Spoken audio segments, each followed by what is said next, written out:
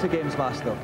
Now, what many men don't understand today is there comes a time in every man's life when he must put aside laddie pursuits, settle down, hang up his football boots, and find himself a wife. For that reason, I've been saying all week that at the end of the show, I will marry one of the mermaids. Unfortunately, we did that gag last year when I married Wigfield. Sorry, ladies.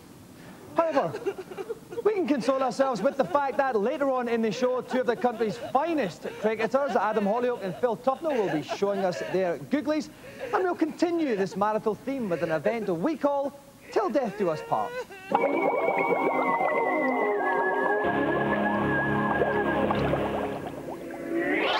My event today is on the all-action beat-em-up, Die Hard. My two contestants had the formidable task of playing through all 20 levels of this game. As this is such a difficult challenge, I've given them 2 bites of the cherry. They each have an energy bar at the top of the screen, which decreases as they get hit. When it has decreased twice, that would normally be game over. Today, though, I'll award them 2 further energy bars, which will give them a fighting chance. Okay, Bruce, yippee-ki-yay! And so, nuptial niceties are nearing their nadir for Tony and Madeline King. Welcome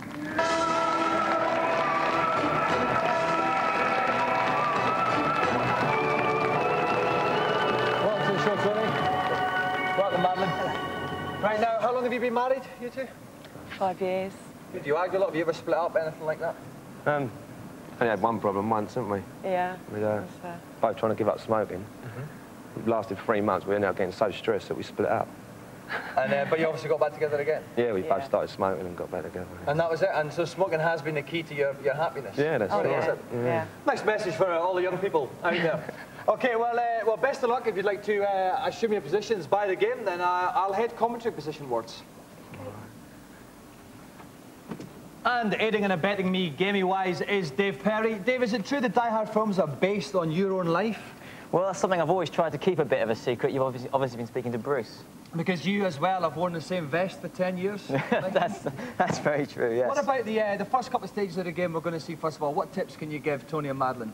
Well, obviously, when you start off, this is a very, very tough challenge, and we're only going to give them 1 continue to finish the whole game in. So the main thing they've got to do is keep out of close contact combat. If they can pick up weapons and use them, then they should use them because they want to hang on to their energy for the really tough bosses later on. Okay, just to reiterate again, they have to get right through the end of the game and rescue the president's kidnapped daughter using only 1 continue. Best of luck, Tony. Best of luck, Madeline. You have the rest of the show. And your time starts now. And here comes the first guy. Screen-wise, at the top left, you can see Tony's energy bar. That will go all the way down. Green-wise, and it will turn red all the way down. When that happens, that's 1 game gone. Madeline's is a similar one in the top right-hand corner. Because we believe in sexual stereotypes, Tony is playing the boy and Madeline is playing the girl. When the barriers come on, you can see their energy bars as well. A good start from them, Dave. Yeah, they're handling it very well at the moment. Tony's taking the most hits, as you can see. There's the most red showing on his energy bar. And the game itself plays very much like Streets of Rage, where you move through and you have these energy bars you have to wear down on the bosses, but you've got all the moves in there and combinations that you find in a Virtua Fighter game. Okay, now is there going to be lots of objects like that he's picked up there? What is that, some kind of broom? Yeah, that's a very large pole. I think that's the best way to describe it. It's called a broom. I'm very familiar with those. I'm very familiar with large poles, Dave. But you see, they've both got weapons now, and the thing they have to do is just keep their opponents at bay. That way they won't take too many hits, because they've got some very big bosses to face later on. Okay, that's 1 stage done. Tony and Madeline have still got another 19 to go. The action's getting very, very hot and sweaty here. While I deodorize Dave's pits, let's go to today's news.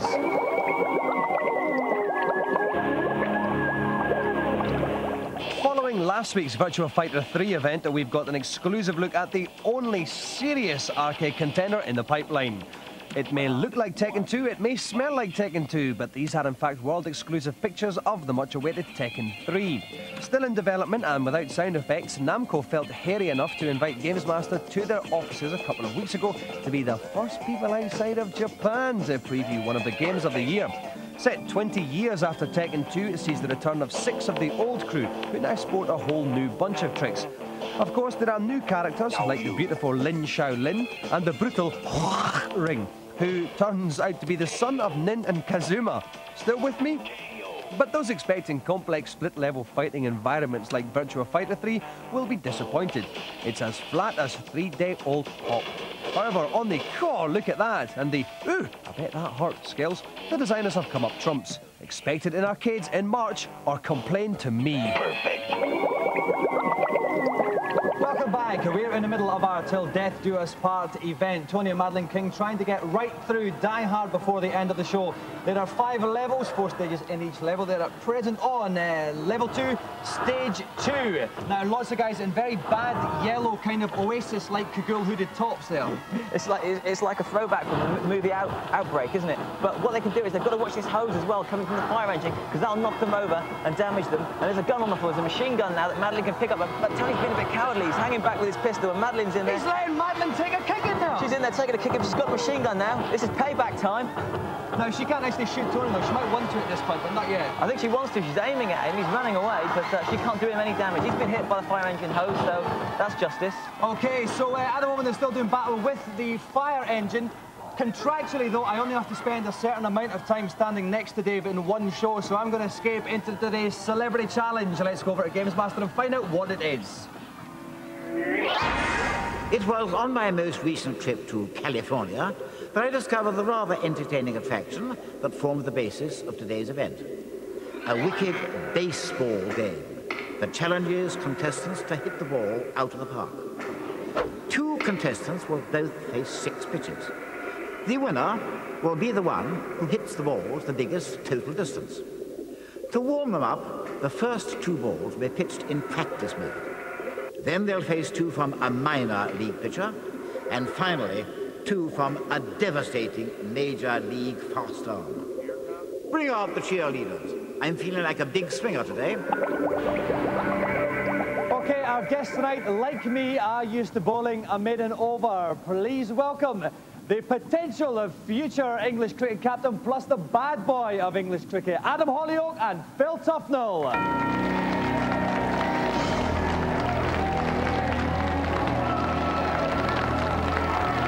Welcome to the show, Adam.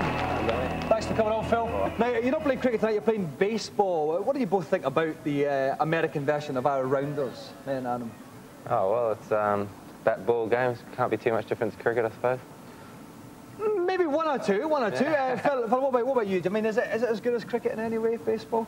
Well, yeah, I mean, I watched a little bit of it, you know, on the telly, and it looks a pretty good game, you know.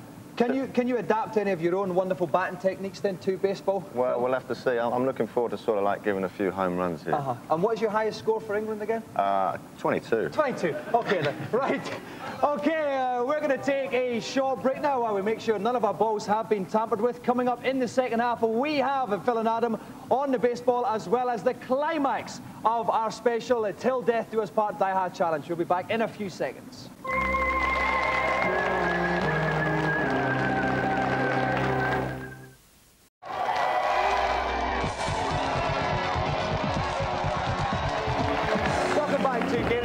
Not a bad show, actually, if I don't mind saying so myself. We have got Tony and Madeline King at the moment playing through the arcade game Die Hard, and we're joined by 2 special guests tonight representing the full age spectrum of English cricket. Young, fresh-faced Adam Hollioake, wily, seasoned-old pro Philip Tufnell, about to do battle on the old baseball. Joining me in the commentary box is Rik Henderson.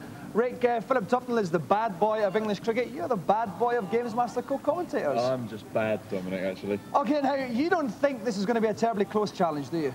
Well, Adam is the new great white hope of English cricket, and Phil is not exactly batsman extraordinaire. He quite literally bats at number 11. Yeah, he bats at number 11 for England. So how can you help him out?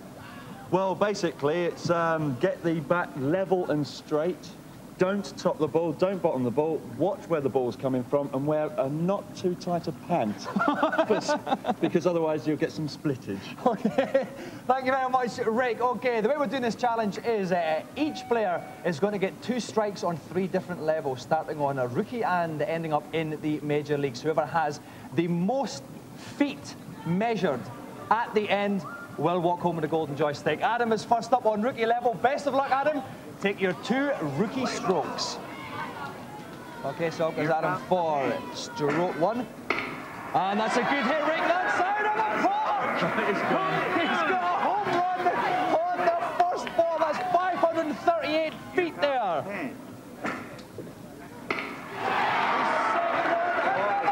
Home run there. 2 home runs at the start from Adam Hollioake. A total of 957 feet for Adam's first 2 strokes. Adam, please make way for Phil. Okay, Rick, great technique there from Adam Hollioake. Yeah, he was extraordinarily graceful. He didn't put an awful lot of power in it, but he hit the ball cleanly, and that is what you've got to do. Okay, best of luck, Phil. Take your first hit. Here comes the pitch. He swung at it. That's good enough, man. The number 11 batsman belaying his batting position, 527 feet. And here comes Phil's second stroke. Here comes the ball. He swings, and it's not quite as good as the first one. 4 foot for Mr. Tufnell. He ends up just now with 531 foot. Please swap with Adam.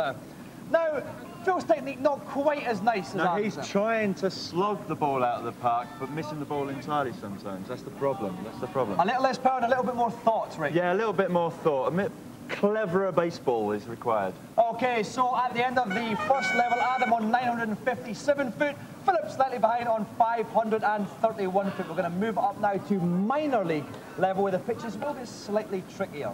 So Adam, take your first minor league pitch. Here comes the pitch. So they're going to get slightly harder now, these. He swings, oh, that's not as good. 130 feet, a little bit trickier now, Rick. Yeah, it's a lot trickier. You're getting curveballs and you're getting faster shots here. Okay, Adam, your next one. That's a bit better. Is it going to be another home? It's another home! He smashed the plane, Rick. He's hit it so far into the atmosphere. So a 535 foot homer for Adam Hollioake, added to 130 foot for the previous shot, takes up to a grand total so far of 1,622 feet. Adam, please make way for Phil. Okay, now Rick, again, nice technique on that second shot from Adam. Superb technique on the second shot. He read the ball the second time. The first time, it was going a bit faster and it took a little time to adjust. Now, as far as Phil's concerned for this level now, what is the best thing you could do? They're going to be harder pitches for him. Concede. Okay then, Phil, you are just over 1,000 points behind, so we're really looking for 2 homers from you here. Best of luck. Take your first minor league pitch. Oh, that's not bad. Oh, good. Oh, that's a homer in the minors. The ball goes to Philip Tufnell into the heavens, Rick. It's into the heavens. It's caused rain. Quite literally causing rain there. Okay, Mr. Philip Tufnell, take your second minor league strike. Oh, it's a little bit shorter again than the first one. It's a 1 foot. It's a little dinky one there. So 1 foot added to 538 feet. Oh, that'll be 539. And if we add that to Phil's score from round 1, it gives him a total of 1,070. Phil, make way for Adam, and let's go up to the majors. So Rick, Adam, 552 feet ahead.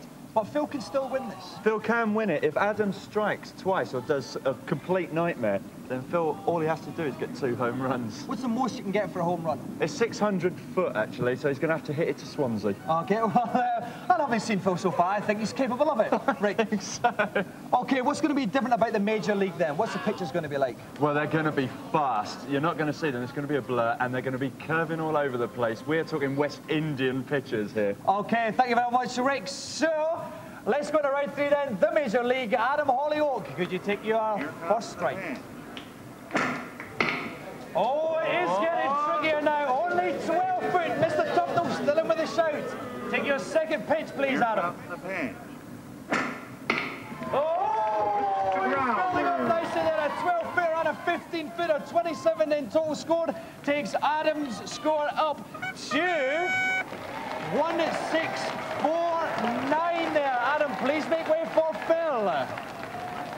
Okay, so Phil is 579 points behind Adam, Rick. It's all building up very nicely. What does he need then? Well, everything's possible now. He only needs 2 fly balls in park or a home run and a kind of nothing really. Yeah, just a little bunt. Okay then, best of luck, Phil. Please take your first Major League strike. He swings. Oh, it's a strike, but he can still do it, Rick. He can still technically do it, but he needs a 600 footer. Okay, Phil, take your final strike. It's a home run! It's a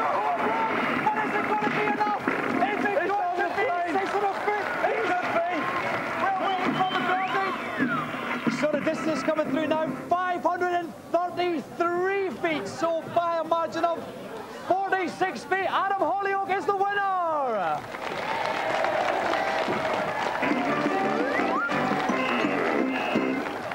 Okay, gentlemen, let's go to you first, Adam.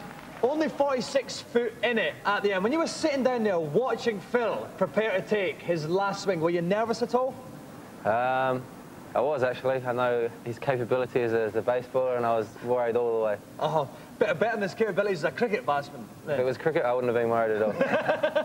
Now, Phil, do you think you deserve maybe a move up the batting order now because of that? Well, I think I like the batting to the batsman of the team, I think.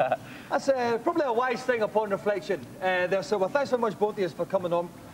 We only have one joystick, and it goes to Adam Hollioake. So let's give another round of applause for our two guests today, Philip Tufnell and Adam Hollioake. Okay, you know what boys are like. Me, Phil and Adam are going to go off and compare the size of our boxes. Let's go over to Dave and find out how the Die Hard challenge is going on. Dave. Well, whilst you've been away, it's been all action on our Die Hard challenge. These are some key moments from the game. First, we're going to level 2, stage 4. And this is the moment when Madeline loses her first life. She has to use a continue to carry on with the challenge. Of course, both our challenges are allowed to use 2 continues. Here in the fountain, the fighting's going on. And there we go, Madeline's live, flashing at the top. She's got to use a continue. That's it. So Madeline has now used 50% of her allotted energy for the whole challenge. Going to move on now to level 3, stage 3. And this is the part where I thought they were both going to come a cropper, because these renegades from Rise of the Robots are really very, very tough indeed. That's one of our robots down. Very, very tricky moment. And Tony is very, very low with his energy at the top as well. He's down to his last bar on his first continue. So it's looking dodgy, but they're still alive. Okay, just a wee check to see how you're doing. Tony, how is your state of Mary Bliss holding up to the rigours of the game? Fine, I'm doing all right. I'm not totally convinced by that one. Madeline, you've been standing in close proximity to a slightly sweaty Tony for a while now. Is this causing a problem at all? No, I'm sure I'll get there in the end. So. She loves him, sweat and all. I don't think you can say what nice tattoos actually that Tony's got there. Actually, worth pointing out, kids, if you do want to get tattoos, very, very good thing. Parents love it. Okay, I'm going to leave you to it. I don't want to distract them too much because they have to get through it. By the end of the show, I shall leave you to it and return it to the comedy position. Okay, so level 4, stage 4, we're on lots of climbing up ladder action. What's the techniques involved in this, Dave? Well, basically, the computer automatically moves you up the ladders, but you have to jump from side to side to avoid those lifts coming up. Now, the most important thing to note is that both our competitors now are on their last bar of energy, on their last continuous. So if either dies, they're out of it. And those little icons falling down the middle, they're canisters of energy. So by leaping through, they're also avoiding the lift and collecting energy. Okay, now that looks especially like a president's daughter type situation there. She's got a radio there that appeared to be 10 times too big for her. I think it was her dad's mobile phone. I think she was messing around with phoning Australia. Now, this is a rather large object they had there. The little kind of square big gun thing there, Dave. Yes, that's a rocket launcher. That's a rocket launcher. That's an excellent. It looks like a box, but when you pick it up, it's very, very lethal. And at the moment, they're just ignoring it and leaving it there. The baddie's got it. Tony's going in. Sweep kicks him. You'll also notice that Tony's clothes are getting less and less as the game goes on. Right, okay. But not Madeline's, unfortunately. Okay, they're getting quite close to the end there. We're going to take a short break to go to today's reviews. Hopefully, Tony and Madeline will still be here when we get back. Otherwise, I'll have to resort to pulling rabbits from Dave's buttocks.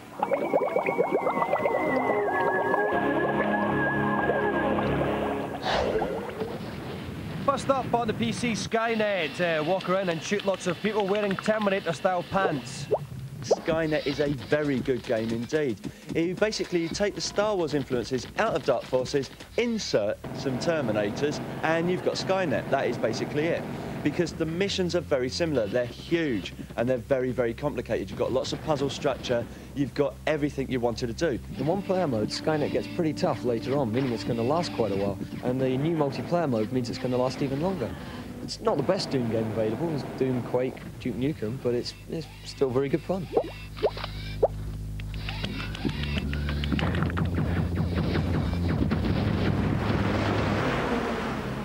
Next up, Dark Forces on the PlayStation. Walk around shooting lots of people wearing Star Wars flavoured pants.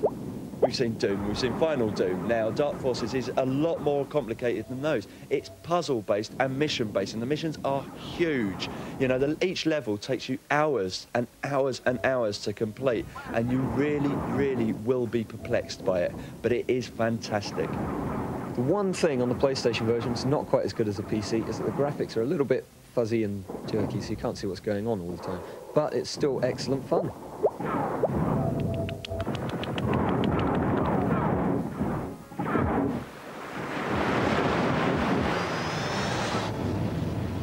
Finally, Contra on the PlayStation. Walk around shooting lots of people, wearing no pants.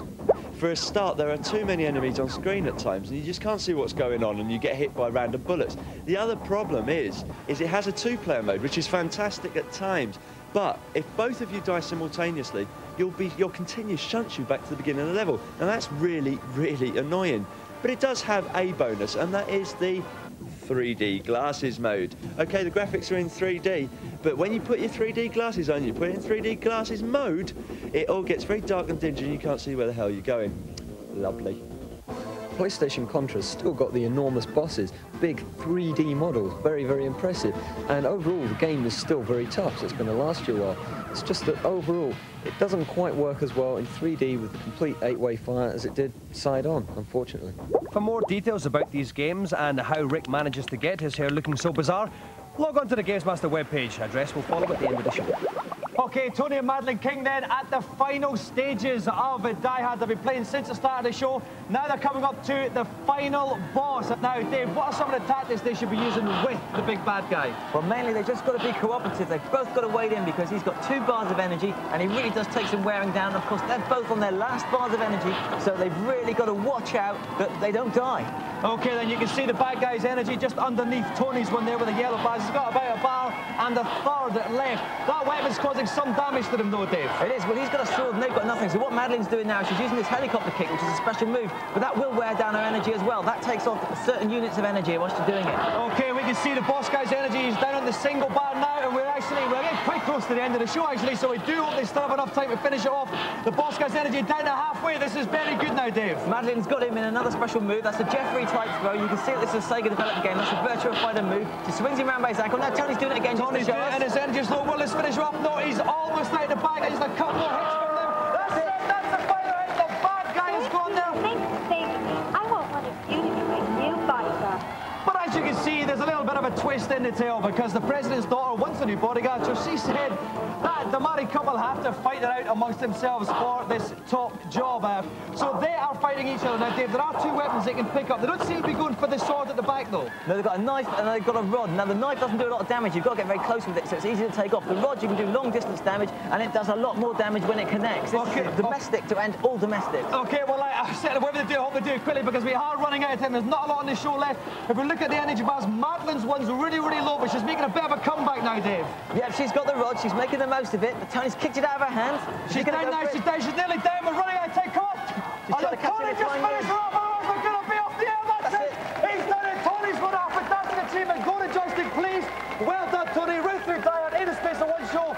On next week's show, we've got light entertainment legend Paul McKenna coming on. We'll see you at 7 this time. Thank you. Good night.